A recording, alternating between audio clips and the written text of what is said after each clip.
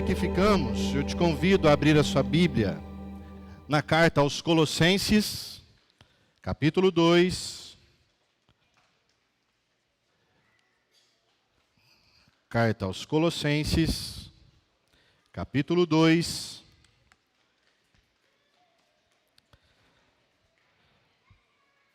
E eu vou ler do versículo 13 até o versículo de número 19.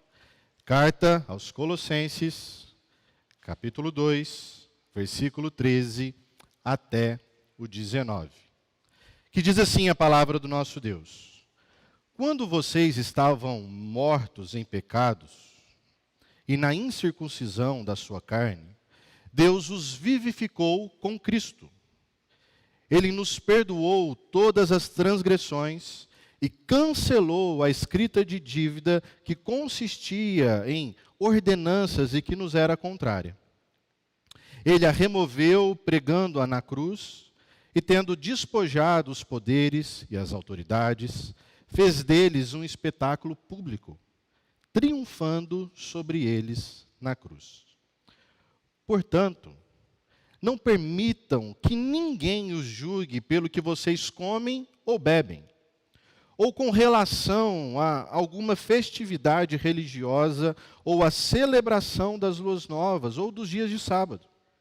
Estas coisas são sombras do que haveria de vir.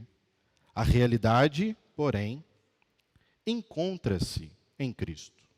Não permitam que ninguém que tenha prazer numa falsa humildade e na adoração de anjos os impeça de alcançar o prêmio. Tal pessoa conta detalhadamente suas visões e sua mente carnal a torna orgulhosa. Trata-se de alguém que não está unido à cabeça, a partir da qual todo o corpo, sustentado e unido por seus ligamentos e juntas, efetua o crescimento dado por Deus. Até aqui, a nossa leitura. Na história da humanidade criada por Deus, e na organização que Deus tem para a sua própria criação, Deus sempre escolheu pessoas, ou nações, instituições, para que governassem e liderassem a vida de outras pessoas. Só que essa liderança instituída, criada, organizada por Deus, sempre foi uma liderança com propósito. E aqui a gente poderia citar inúmeros exemplos bíblicos disso que eu estou falando. Então, quando Deus forma o primeiro homem e a mulher, Ele dá uma ordem clara de como eles deveriam conduzir a vida daqueles que eles iriam, então, reproduzir. Quando Deus chama Abraão, mostra o que ele, de fato, deveria fazer, até onde ele deveria chegar. Quando Deus escolhe Moisés, Ele diz o que Moisés deveria fazer. Então, existe uma clara, ou um claro estabelecimento de Deus na nossa história, de que pessoas, momentos, ideias, instituições, ou principalmente a própria narrativa e escolha de Deus para o seu povo, é que a gente seja conduzido para sair de um lugar e chegar em outro. E como nós somos envolvidos pelo pensamento judaico-cristão, é muito comum na nossa sociedade, todas as coisas que nós fazemos e nos envolvemos, nós termos como uma espécie de objetivo, ainda que não muito claro ou muito tangível e palpável para nós, uma espécie de corrida para alcançar ou chegar até Deus. O nosso mundo, a nossa religiosidade brasileira, a nossa cidade, nós encontramos, na sua maioria, pessoas que buscam uma certa liderança ou uma certa estrutura que os aponte ou os aproxime de Deus. E nessa história, ou nessa caminhada da nossa vida para encontrar a Deus, como foi com os nossos primeiros pais, com o povo da história bíblica, com a igreja do Novo Testamento, a palavra de Deus nos deixa muito claro que nós encontramos Deus na sua total plenitude, em quem exatamente Ele é, numa pessoa, que é a pessoa de Jesus. É isso que Paulo desenvolve na carta aos Colossenses. Ele está dizendo que Deus se moveu na história, Deus conduziu coisas, Deus criou estruturas, Deus levantou pessoas, Deus constituiu famílias, Deus fez diversas coisas com um propósito. De que nessa peregrinação de tentar encontrar e conhecer a Deus, as pessoas o encontrassem plenamente, com toda a sua estrutura, formosura, beleza, com todo o seu poder, com todo o seu conhecimento, com toda a sua sabedoria, na pessoa do Filho, que é Jesus Cristo de Nazaré. O versículo 9 diz assim, do mesmo capítulo: pois em Cristo habita corporalmente toda a plenitude da divindade, e por estarem nele, que é o cabeça de todo poder e autoridade, vocês recebem a plenitude. Então, nessa história nossa de sermos conduzidos para encontrar Deus, Deus está em Jesus. E se nós estamos em Jesus, Deus está no meio do teu povo. Essa é a realidade da presente vida que nós temos. Deus, que é então, ou pelo menos deveria ser o propósito final de toda a existência humana, ou todo o movimento que nós fazemos na nossa vida deveria ser para encontrar a Deus, nós podemos saber onde exatamente Ele está. Ele está na pessoa de Jesus, e nós o encontramos habitando no meio do seu povo, quando o seu povo está em Jesus. E esse era exatamente o problema que essa igreja estava enfrentando. Eles perderam essa noção de propósito, ou quem ocupava então, na sua pirâmide escalar de autoridade, o primeiro lugar. Colossenses estava perdendo no seu coração, na sua vida e nos seus projetos, a supremacia de Jesus.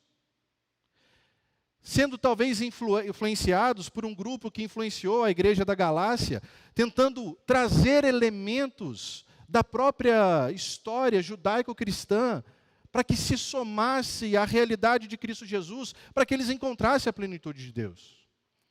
Como, por exemplo, alguns aspectos da lei cerimonial, como guardar o sábado, como fazer algum tipo de jejum.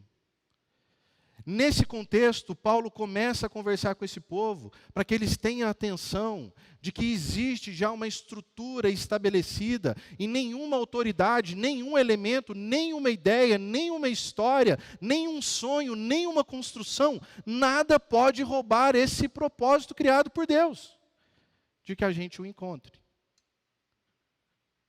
Porque Ele é o fim de todas as coisas. Ele é o propósito para todas as coisas. Deus nos criou para que a gente tivesse relacionamento com Ele. Nós perdemos esse relacionamento.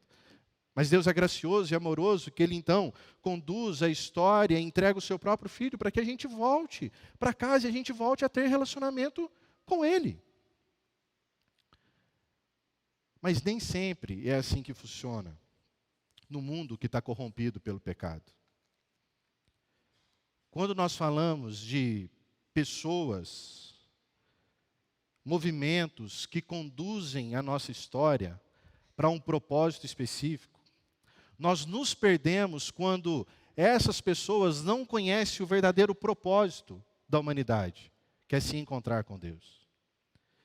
Isso é tão verdade que, na época de Jesus, na crucificação de Jesus, o que estava acontecendo ali naquele momento eram autoridades querendo mostrar o seu poder, querendo mostrar para todas as pessoas ao redor de que aqueles malfeitores que estavam morrendo na cruz serviriam como exemplo para que ninguém tentasse usurpar o trono daquela época. A morte de cruz era uma morte que servia como exemplo. Ao se crucificar um corpo em ambiente público, as pessoas viriam: olha, nós não podemos ser ou fazer como esses homens. As autoridades não nos permitem. Aquilo era instrumento de poder, de manipulação, de respeito que o povo deveria ter a alguma autoridade. E é exatamente nesse cenário que Deus começa a mostrar para os nossos corações de que Ele tem uma outra forma de conduzir a nossa vida, de estabelecer a autoridade, de tomar o primeiro lugar e de restaurar o nosso propósito. Porque na cruz, como diz no versículo de número 15, as autoridades daquele tempo estão sendo humilhadas publicamente. Deus está destituindo as autoridades naquele exato momento, porque a morte na cruz, ela não funciona. Se era para ela ser um exemplo de quem de fato tinha o poder naquele tempo, ela não funciona, porque Cristo Jesus, na cruz do Calvário, ao morrer, Ele ressuscita ao terceiro dia. E diante de todos os olhos daquele tempo, Ele está dizendo, quem realmente tem o poder?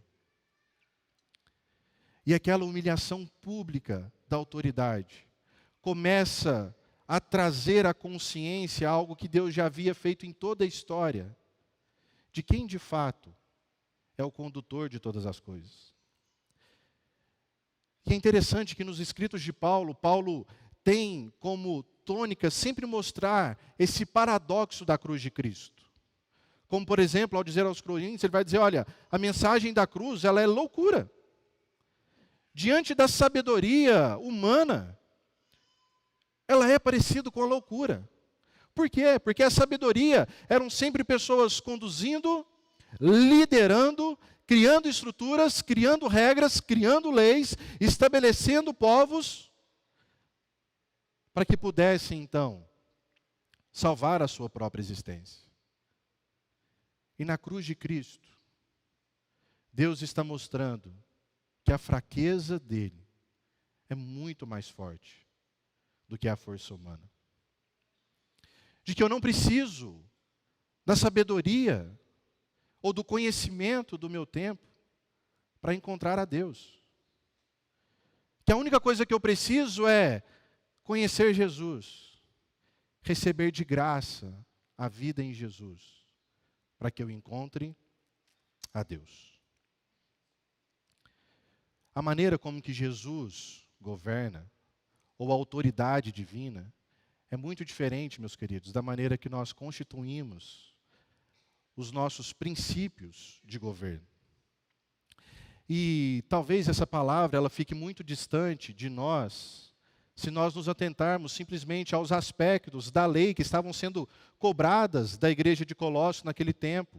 Porque nós não temos mais essa espécie de cobrança clara. Olha, vocês precisam observar os jejuns, vocês precisam observar o sábado, vocês precisam observar a circuncisão, ou seja, ter um sinal que os identifique como povo de Deus.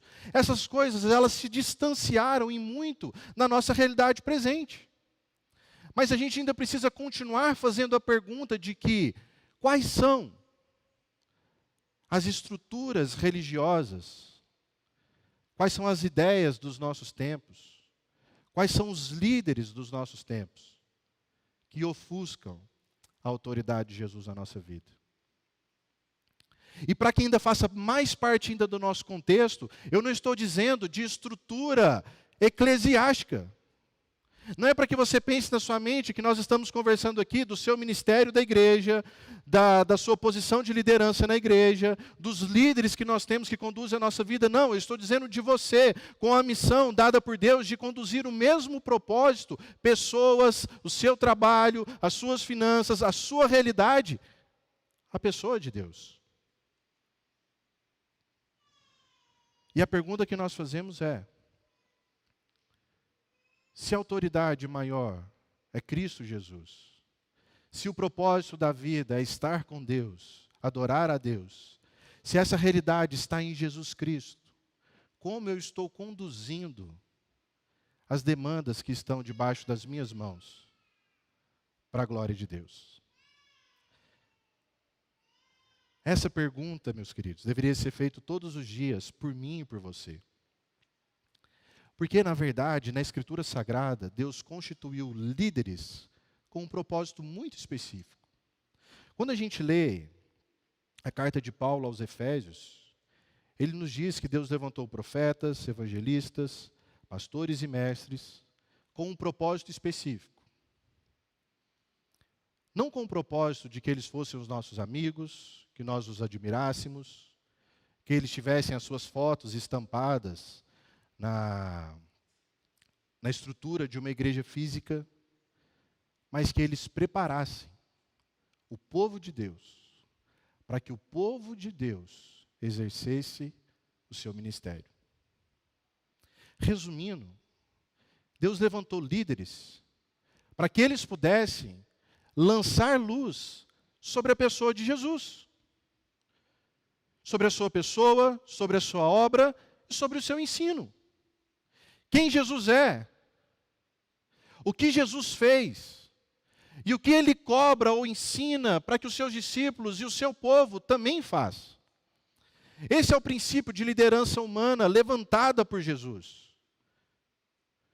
Quando Deus levanta e chama Davi, não é para que Davi vença somente aquelas batalhas, mas para que Davi fosse um instrumento na história de Deus, para que pessoas pudessem conhecer quem é Jesus, o que Jesus fez e o que Jesus nos ensina.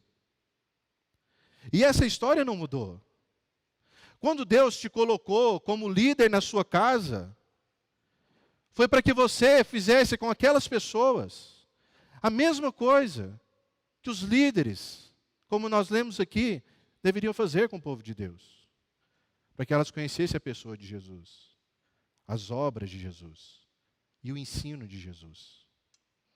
E aqui então começa a nossa crise de liderança. Porque nós não conhecemos profundamente quem Jesus é, o que ele fez e muito menos o que ele ensina. Não existe como nós produzirmos frutos na vida cristã e nem conduzirmos pessoas numa jornada para conhecer a Deus e conhecer Jesus, se nós, como instrumentos de liderança, não o conhecemos. Porque a gente vai cair no mesmo erro que está aqui.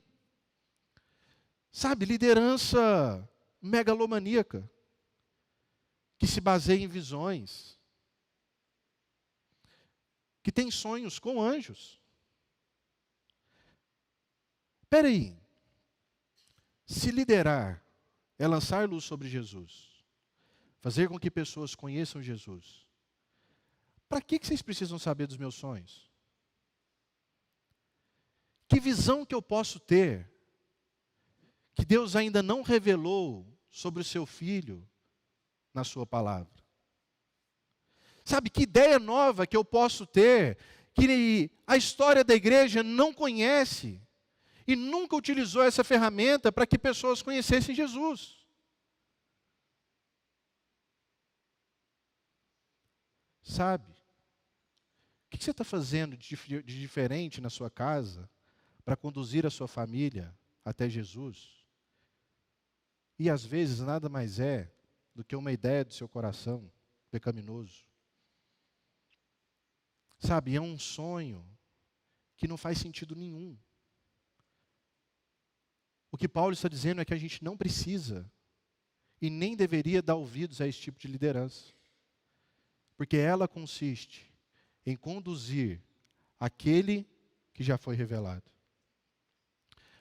Paulo diz, no capítulo 1, um texto magnífico, sobre quem é a pessoa de Jesus. Que ele é a imagem do Deus invisível, ele é o primogênito de toda a criação. Nele foram criadas todas as coisas são para ele. Ele tem a supremacia. E todo esse poder, todo esse lugar que ele ocupa, permitiu que ele reconciliasse consigo mesmo todas as coisas. Ou seja, Jesus, ele atraiu para ele todas as coisas. Jesus chamou de volta para o lugar que já lhe pertencia todas as coisas. Então não existe vida, projeto, estrutura, planejamento que não considere lançar luz sobre a vida de Jesus. Não existe ministério que não considere tornar Jesus conhecido. Cada coisa que nós fazemos que não considera conhecer Jesus, Paulo diz que são apenas sombras. E sabe o que é o interessante? É que a sombra, ela aponta para uma realidade. Paulo não está dizendo que existem coisas que são feitas e que foram feitas que na sua natureza eram pecado. Paulo não está dizendo que a lei, levantada pelo próprio Deus, era um instrumento de pecado na vida do povo. Afinal, foi Deus quem mandou o povo guardar o sábado. Foi Deus quem mandou o povo se purificar. Foi Deus quem instituiu a circuncisão no meio do seu povo. Mas ele estava colocando essas coisas no meio do caminho, no meio do processo, porque ele tinha um propósito específico. E quando Paulo diz que essas coisas são como sombra, é porque elas fazem o contorno e elas mostram, apontam para a realidade. Mas pense comigo. Pense numa pessoa que você ama muito, ou algumas pessoas que você ama muito. E por algum motivo ou outro, você precisou ficar muitos anos afastado dessas pessoas. E agora, então, é permitido que você reencontre essas pessoas que você ama muito. E elas estão chegando no aeroporto, e você vai lá, prepara a sua plaquinha, que está esperando elas. E quando elas chegam, para você se reencontrar com elas, tem uma luz que está projetando a sombra delas na sua frente. E elas estão ali muito perto de você. E você as ama muito, e você tem muita saudade, você queria estar junto. Mas nesse momento você olha para a sombra e você diz que aquilo te basta. Você fica só com o que está apontando a realidade. Você se satisfaz somente com aquele contorno das pessoas que você ama. Ou você vai ao abraço. Você vai ao beijo. Você os aperta como alguém que os reencontrou de uma maneira que você nunca mais vai querer ficar longe deles. Digamos que você queira construir uma casa. Então você faz um projeto maravilhoso. Você planeja cada detalhe, você pensa em toda a sua família, você pensa em cada canto, cada conforto, aonde vocês vão se conectarem, aonde vai ser o seu canto de silêncio, de solitude. Só que depois você pega aquele projeto e manda imprimi-lo numa proporção do tamanho da sua casa nova. E você pega aquele pedaço de papel e você deita no seu quarto. E você se satisfaz com isso. Você se alegra muito porque você realizou o grande sonho da sua vida.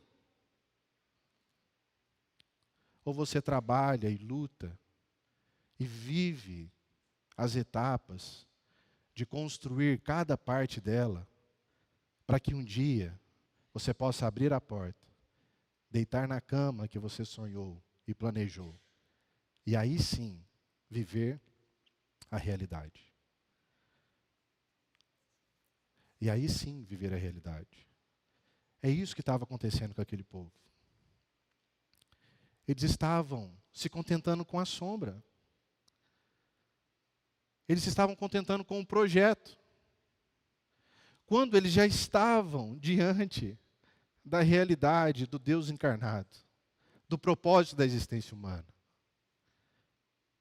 Aquele povo viu Jesus, eles apalparam Jesus, eles conheceram Jesus. E Paulo não podia deixar que eles perdessem no seu coração a supremacia de Cristo. Que eles não perdessem no seu coração a realidade. E é exatamente essa que eu e você precisamos recuperar nessa manhã. Sabe por quê? Você está se envolvendo com diversos projetos. Seja na igreja local, seja na sua casa, seja no seu trabalho, seja em qualquer área da sua vida, você tem enfrentado desafios que Deus está te chamando para conduzir gente, para conduzir pessoas, para lugares específicos, mas você precisa considerar que essas coisas, elas não são o propósito final. Elas precisam apontar para o propósito final. Elas precisam apontar para Jesus. Talvez você hoje esteja liderando as pessoas que você ama em meio à dor. A enfermidade está na sua casa. Sabe, tem sido difícil, você tem lutado com isso, mas você precisa começar a olhar que essa realidade ela é apenas uma sombra. Ela precisa encontrar um propósito específico na realidade, que é Jesus. Porque na realidade de Jesus, há um sentido para a dor e o sofrimento. Talvez você está enfrentando uma luta no seu trabalho. Sabe, você parece que está patinando, não sai do lugar, as coisas não melhoram, as coisas não saem como o seu planejado. Sabe, mas você precisa começar a considerar que essas coisas são apenas sombra. Que a realidade do trabalho está em Cristo Jesus. Ele é o supremo trabalhador. A gente não sabe como fazer. Jesus é quem faz muito bem. E esse projeto, ele só encontra sentido na pessoa de Jesus, que mostra para nós que o trabalho dele, o propósito do trabalho dele, é fazer a vontade daquele que o enviou. E a vontade daquele que o enviou é o que o seu povo encontre descanso, encontre deleite, encontre paz. Sabe, talvez você está liderando exatamente, por exemplo, a sua família nesse projeto de descanso. Vocês estão comprando uma viagem juntos, porque vocês estão vivendo uma realidade de trabalho muito exaustiva e você começa a entender que vocês precisam desse tempo de descanso. E tem problema nisso? Tem. Se isso for apenas uma sombra. E se você não viver isso dentro da realidade, de que Deus criou você, a sua casa, não para o sofrimento, não para a labuta e para o suor, mas para o deleite, para o descanso. Quando você aponta ou lidera esse desafio com essa realidade, meus queridos, a transformação. Agora, quando a gente fica apenas com a sombra, a gente precisa ter cuidado. Sabe, a gente tem muita gente hoje que nos desafia a viver o processo, né? Você já ouviu isso aí. Sabe, o importante não é o que você realiza, o importante é o processo. Toma cuidado com o processo. Porque o importante mesmo é a realidade. Se o importante fosse o processo, Deus estava fazendo processo até hoje. Ele já interrompeu o processo. O processo é só para que ficasse claro a realidade em Cristo Jesus. Então toma cuidado com o processo, porque no processo você vai colocar, sabe o quê? Sábado. Você vai colocar leis para cumprir. Você vai colocar um monte de coisa, porque na verdade você está abraçando o processo. E você esqueceu que as coisas têm propósito específico. E se cada etapa da sua vida não tiver o propósito de estar com Jesus, você se perde no processo. É por isso que a gente se perde. É por isso que a gente começa e não termina. É por isso que a gente faz o negócio dar errado. Deus se importa com a realidade. Deus não quer só o projeto. Deus quer que a gente coloque os pés no chão da realidade. Sonhe o que você quiser sonhar para sua casa, para sua família, para sua igreja. Tenha a ideia que você quiser ter. Nada disso substitui a autoridade de Cristo Jesus na nossa vida. A lei que serviu como tutor para conduzir o povo de Deus até a realidade de Jesus, o próprio Cristo pegou ela e pregou ela na cruz. As autoridades que estavam liderando a história da humanidade naquele tempo, Jesus as envergonhou. Para que o mundo pudesse entender que quem de fato conduz a história do seu povo para o seu propósito específico é Deus. A gente precisa estar submetido à realidade de Jesus. E deixa eu te dizer uma coisa muito séria, meus queridos. Talvez você ainda nunca experimentou a realidade de Jesus. Você pode ter 5, 10, 15, 20, 30 anos de história cristã e estar se contentando com as sombras. Mas você nunca abraçou a realidade.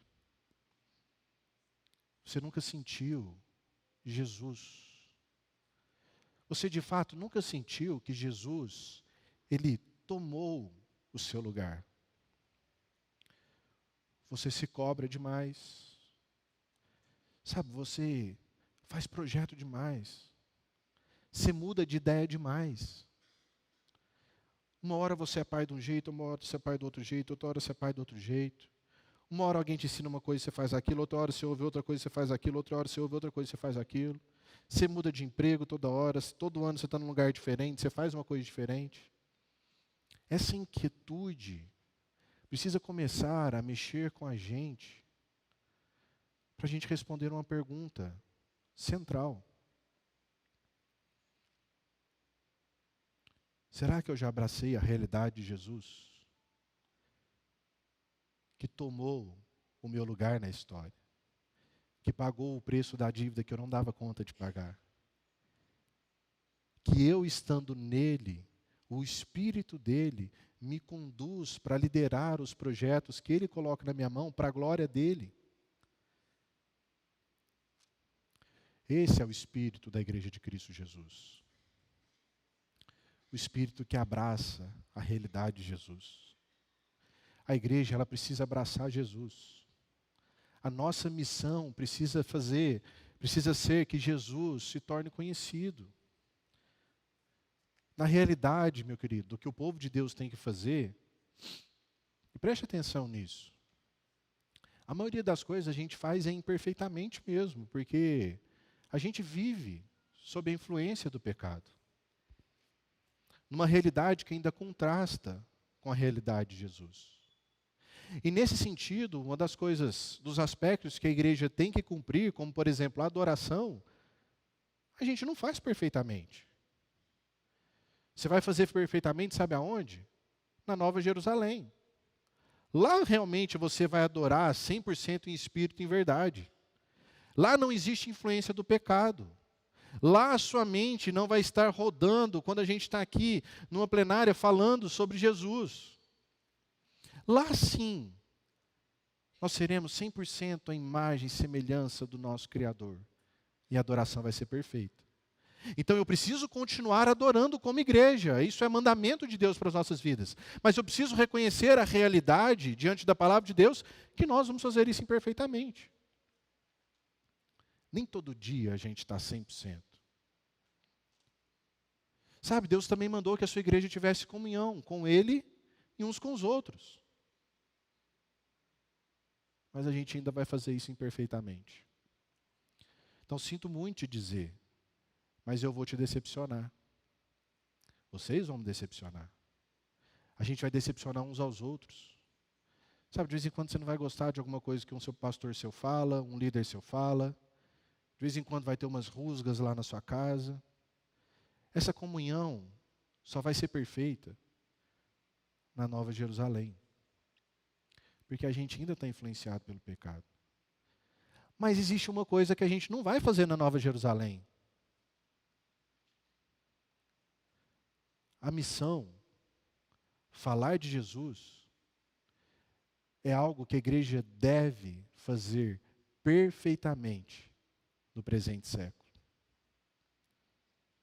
Porque não é algo para a gente fazer na Nova Jerusalém. Você já pensou nisso? Então a gente gasta tempo tentando resolver um monte de coisa na vida da igreja, nos ministérios, e a gente esquece da única coisa que a gente deveria fazer aqui perfeitamente. Fazer com que pessoas conheçam a pessoa, a obra e o ensino de Jesus. Que você saia daqui nessa manhã com esse desafio.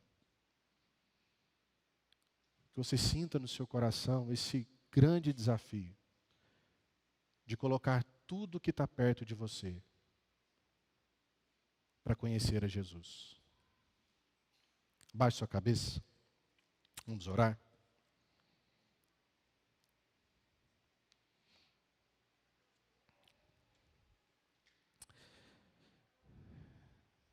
Senhor, nós somos profundamente desafiados,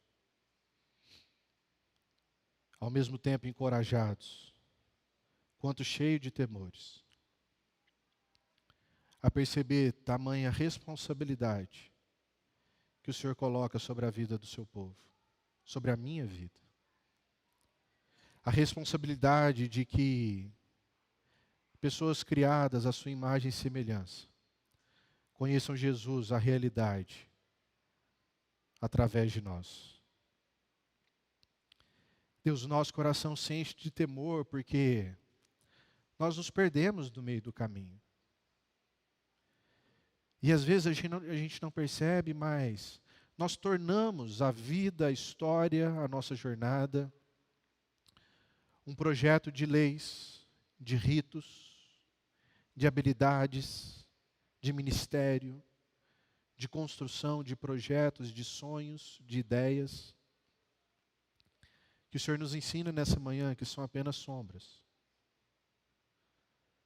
São apenas projetos de uma realidade existente, presente, poderosa, que pulsa, ó Deus, no meio do povo do Senhor, que é Jesus Cristo. Nos ensina a abraçar Jesus, Pai, nessa manhã. Nos ensina a, de fato, estarmos em Jesus. Ensina o teu povo a não ficar perdendo tempo, ó Deus, com as sombras.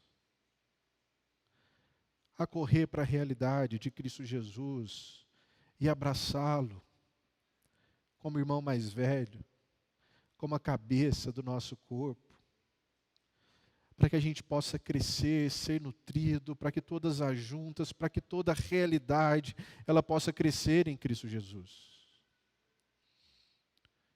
Eu sei, ó Deus, assim como na minha vida, os meus queridos irmãos têm muitas lutas para liderar. Ah, Deus, como é difícil lidar com a realidade da dor, do sofrimento, da falta de saúde. E como é difícil liderar nesse contexto.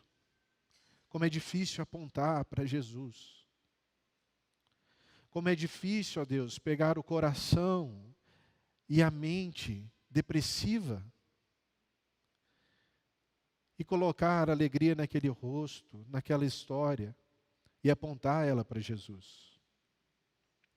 Deus, como é difícil nós mostrarmos para os nossos filhos que Jesus é a realidade. A realidade não é as conquistas, a realidade não é o reconhecimento, não é o sucesso, não é o dinheiro, a realidade não é um pedaço de terra, a realidade não é qualquer estrutura ou sonho, projeto que a gente tem, a realidade é Jesus. Mas ao mesmo tempo, Deus, nós nos sentimos extremamente desafiados a viver essa realidade de Cristo Jesus na nossa vida e na nossa história, para perceber que de fato é nesse ambiente que existe transformação, é nesse ambiente que existe poder, é nesse ambiente que existe reconhecimento, não do nosso nome, mas do nome de Deus e da glória de Deus, que enche toda a face da terra, com beleza, com plenitude, com deleite e com sentido para os nossos corações. Que o Senhor faça cair por terra e falir, ó Deus, todos os nossos projetos que não lançam luz sobre Jesus. Com temor e tremor no coração. Eu oro para que o Senhor não deixe que o teu povo construa sombras na realidade presente da vida que está em Cristo Jesus. Tenha misericórdia de nós, em nome de Jesus. Amém e amém.